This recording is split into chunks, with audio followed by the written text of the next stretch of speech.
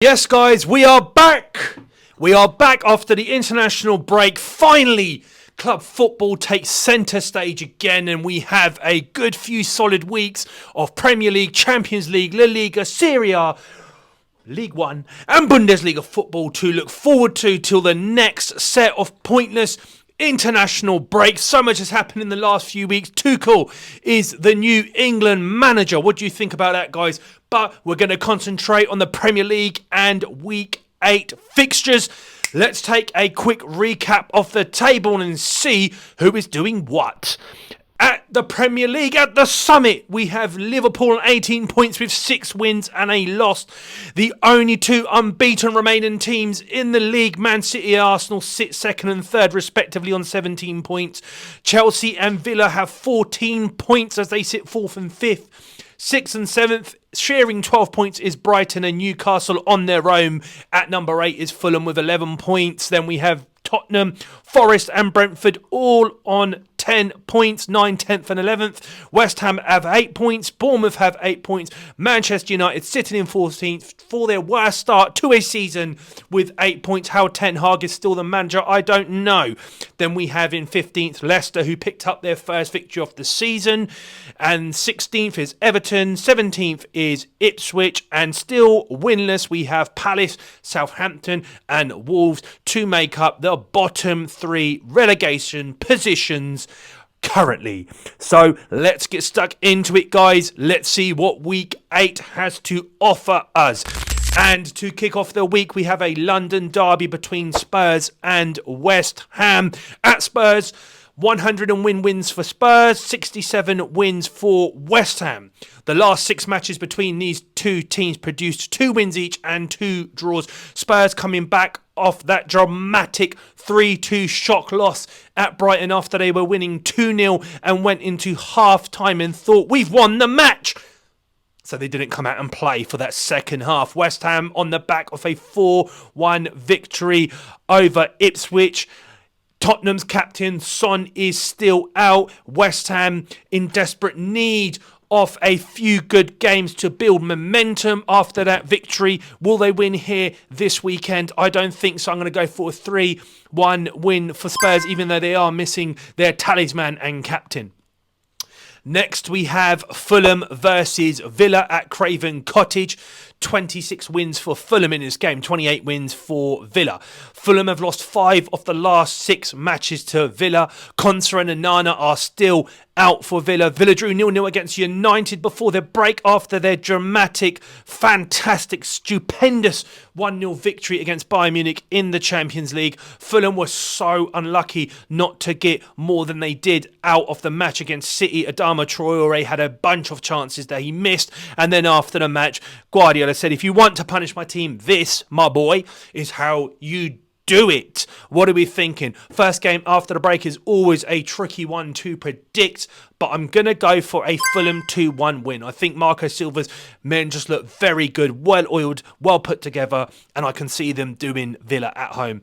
Next, we have Ipswich versus Everton. Ipswich obviously coming off that 4-1 loss at West Ham. West Ham really took them apart in the second half. I'm going to go for a 2-1 win for Ipswich, so I think Ipswich will be value for money and get their first victory in the Premier League for over 20 years. Next, we have Manchester United versus Brentford at Old Trafford.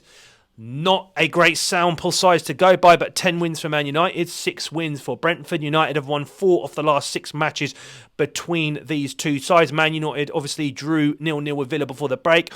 Brentford on the back of a 5-3 brilliant win against Wolves. There are quite a few injury problems mounting up at Manchester United. Mainu, Mazraoui and Maguire all look set for times on the sidelines.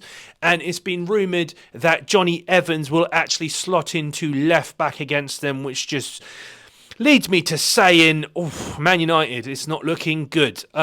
Even though all this considered, I think Man United will have enough to win at home. Will Brentford get another early goal? There's 4 matches in a row they have scored within the first 5 minutes, and 2 of them they scored within the first minute against City and against Spurs. I'm going for a 2-1 win for Manchester United. Next, we have Newcastle versus Brighton.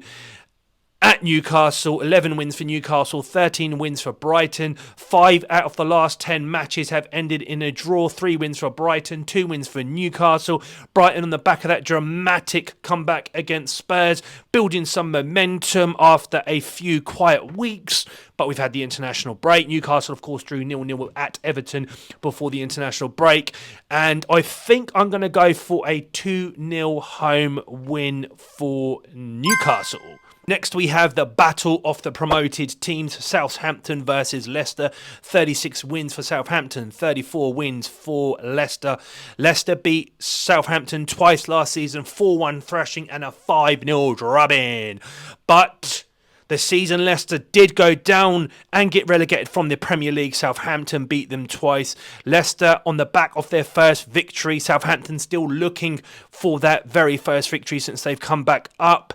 And I think this might be the week they get it. I'm going to go for a 3-1 win for Southampton. Next, we have Bournemouth versus Arsenal in this match. Oh boy, at the vitality. 1 win for Bournemouth and 13 wins for Arsenal. Bournemouth have only ever beaten Premier League once in the Premier League, which came back all the way in 2018. Bournemouth, of course, lost their last match at Leicester.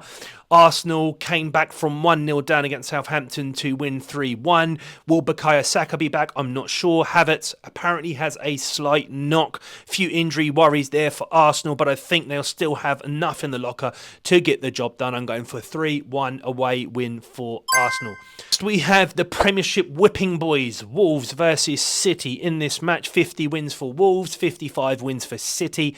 Wolves have lost 7 of the last 8 matches against City, although City did lose to them 2-1 last season. Wolves coming on the back of shipping 5 goals against Brentford.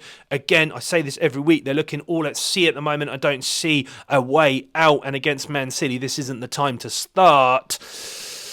Man City, I'm going to go for a 4-1 victory for Man City away. Life after Rodri, of course, began in the last few weeks. Kovacic stepped up really good in their last match against Fulham with a double, and I'm back in City for a easy victory at Wolves. Next, we have the match of the weekend, Liverpool versus Chelsea at Anfield, and in this match we have 86 wins for Liverpool, 65 wins for Chelsea. Chelsea have not beaten Liverpool since 2021, but 5 of the last Premier League matches have ended in a draw. Liverpool, of course, are top of the league at the moment with 6 wins out of 7. Alisson is out injured. Chelsea have looked very good in recent weeks. Maresca's got them playing in a nice way, and they look very hard, or harder, to beat. Every match so far this season for Chelsea, bar a couple, have been exciting, have produced lots of chances for both sides, and I think this may be the same case, but I'm going to go for a 1-1 draw. Let's follow the pattern. 5 of the last 6 matches have ended in a draw. And last but not least, we have Nottingham Forest versus Crystal Palace at Forest. 29 wins for Forest, 16 wins for Palace. 3 out of the last 4 games have ended in a draw. No injury concerns, luckily, for either side. Forest got a good 1-1 draw at Chelsea and have their keeper to thank for it. They will be hard to beat at home this season, I feel, and Palace are still searching for their very first victory. Life after Elise is looking quite dim, if I'm honest, and maybe the high that Glasner ended the season on is just taking a little bit of time to repeat. I'm going to go for a 1-1 draw here.